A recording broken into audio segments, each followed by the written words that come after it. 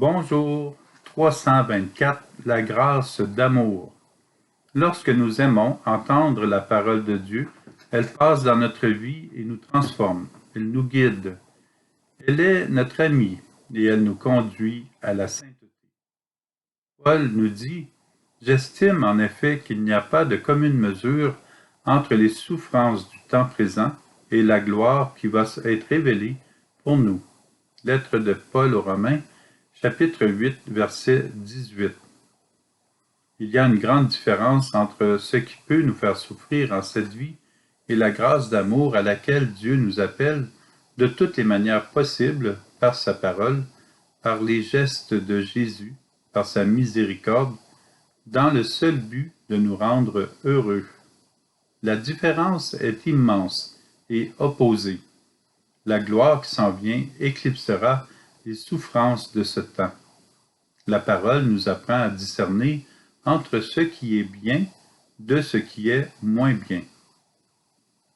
La parole est semée dans notre vie par Dieu.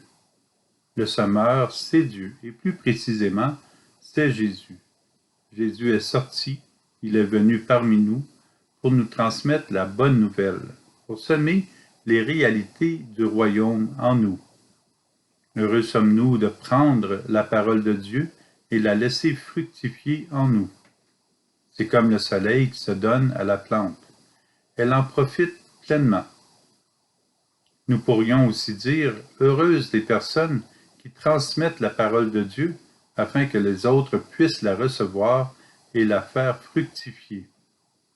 Pendant le temps de repos, pendant les congés, les vacances, nous rencontrons des personnes et parfois de nouvelles personnes et nous parlons de tout et de rien, de sujets plus ou moins intéressants.